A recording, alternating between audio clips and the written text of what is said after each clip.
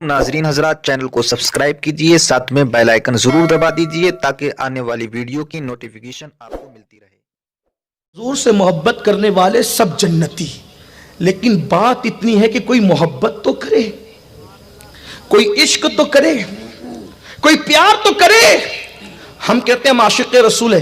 कैसे? कहा कि हम नारा लगाते हैं गुलामी रसूल में मौत भी कबूल है, नबी के नाम पे जान दे देंगे, नबी का दामन नहीं छोड़ेंगे। मैं पूछता हूं, इश्क रसूल का दावा करने वालों, मोहब्बत रसूल का दावा करने वालों, मुझे बताओ क्या हम अपने नबी के नाम पे जान दे देंगे? हाँ बिल्कुल दे देंगे। पूछता हूं, जो शख्स नबी के नाम पर फजर की नमाज में 10 मिनट की नींद कुर्बान न करे, वो शख्स नबी के नाम पे क्या जान दे सकता है? हंसने की बात नहीं, सोचो जरा, थोड़ी देर गौर करो। इश्क मुस्तफ़ा का दावा करने वाले मैं भी और आप भी, मैं आपसे सिर्फ तकरीर नहीं कर रहा हूं, बल्कि मेरी तो तबीयत में ये है, अल्लाह जानता है कि मैं आपसे पहले तकरीर अपने आप से, आप अपने आप को शामिल करके आप सब में, क्या हम आशिक़ रसूल हैं?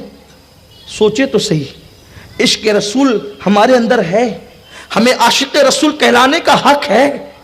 बिस्तर पे हम सोते पड़े रहते फजर की नमाज में, नहीं मौलाना आंख नहीं खुलती, मेरी आदत नहीं उठने की, आंख नहीं खुलती। एक सवाल करता हूं, अगर आपका दिल और दिमाग हाजिर, एक सवाल करता हूं, सच सच बताना, ईमान वाले दिल पे हाथ रख के बताना, अगर सुबह 6 बजे की ट्रेन से आपको कहीं जाना है, बोलो आंख खुलती है कि नहीं खुलती? ट्रेन के लिए आंख खुल सकती है, नमाज के लिए आंख नहीं खुलती। अगर ड्यूटी पे जाना है तो सुबह आंख खुल सकती है, किसी की नौकरी पे जाना है तो आंख खुल सकती है, खुदा की बंदगी के लिए आंख नहीं खुल सकती। एक मां सुबह सुबह सर्दी के मौसम में अपने बच्चे को जगाती है, बेटा उठ उठ जल्दी से स्कूल जा। अल्लाह अकबर। मुझे बताओ, तुम अपने बच्चों को सुबह स्कूल के लिए तो जगाते हो, क्या तुम अपने बच्चों को सुबह नमाज के लिए भी जगाते हो? और सुनो, बच्चा स्कूल नहीं पढ़ेगा, जाहिल रहेगा तो दुनिया में तरक्की नहीं करेगा, दुनिया में नाकाम होगा। और बच्चा नमाज नहीं पढ़ेगा तो दुनिया में भी नाकाम होगा, और कब्र में भी नाकाम होगा, और मैदान महशर में भी नाकाम होगा। कितने अफसोस की बात है, कितने ताज्जुब की बात है।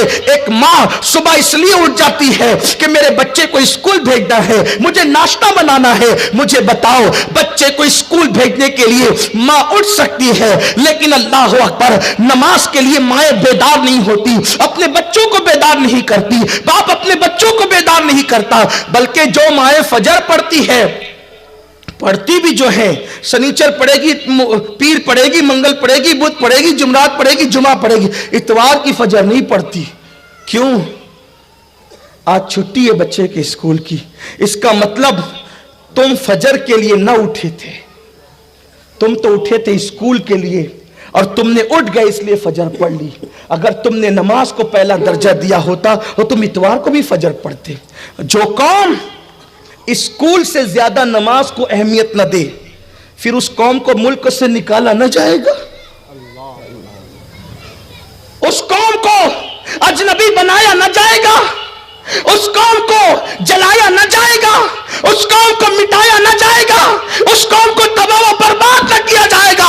जो कौम अल्लाह की इबादत को स्कूल से ज्यादा अहमियत नहीं देती, वो कौम अहमियत के काबिल कैसे हो सकती है? मुसलमानों, एक वक्त वो था, हम वो थे वो कि अल्लाह अकबर, हमने बड़े से बड़ा नुकसान उठाया, मगर हमने कभी नमाज को तर्क नहीं किया। जानते हैं सैयदना खालिद इब्ने वलीद रज़ी अल्लाह तआला अन्हु जब मुसलमान होने के लिए आए और उन्होंने मुस्तफा जान रहमत सल्लल्लाहु अलैहि वसल्लम के कदमों पे गिर के अर्ज किया कि या रसूल अल्लाह, खालिद मुसलमान होना चाहता है, और खालिद बिन वलीद मुसलमान हो गए। तो किसी ने पूछा था, खालिद ये बताओ कि तुम तो जंग ओहद के अंदर मुसलमानों का बड़ा नुकसान कर चुके हो, लेकिन आज तुम मुसलमान होने के लिए आए हो, तो खालिद तुम मुसलमान क्यों हो रहे हो? तो खालिद बिन वलीद ने कहा था, बहुत सारी वजूहात में से एक वजह यह है कि जब ओहद के मैदान में मुसलमानों के कदम उखड़ गए थे, सब मुसलमान एक दूसरे से बिखर गए थे, कोई किसी का पुरसाने हान न था, तो उस वक्त नमाज का वक्त आया।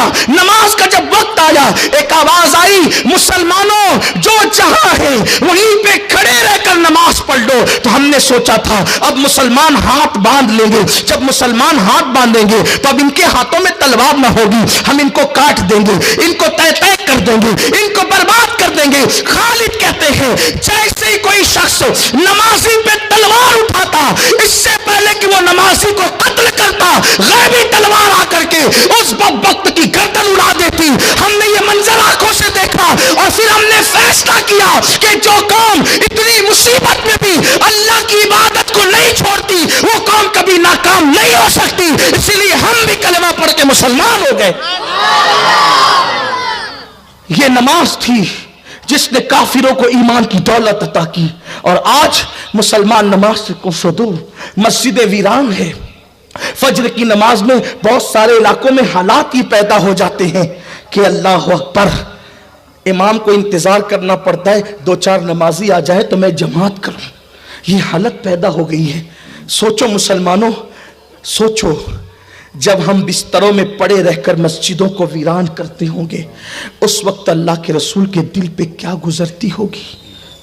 جس نبی نے سردی کی لمبی لمبی راتوں میں ہمارے لیے مغفرت کی دعائیں کی, جس نبی نے پتھر کھا کر ہماری مغفرت کی دعائیں کی, جس نبی نے پیٹ پہ پتھر باندھ کر اللہ کا دین ہمارے گھر تک پہنچا. یہ جو 40 گاؤں تک دین آیا ہے, چھوٹے چھوٹے دیہاتوں تک دین آیا ہے, ہندوستان تک دین آیا ہے, اتنی آسانی سے دین آ گیا؟ چاند کے ٹکڑے ہوئے, سورج پلٹ آیا اور دین پھیل گیا, ساری دنیا مسلمان ہو گئی؟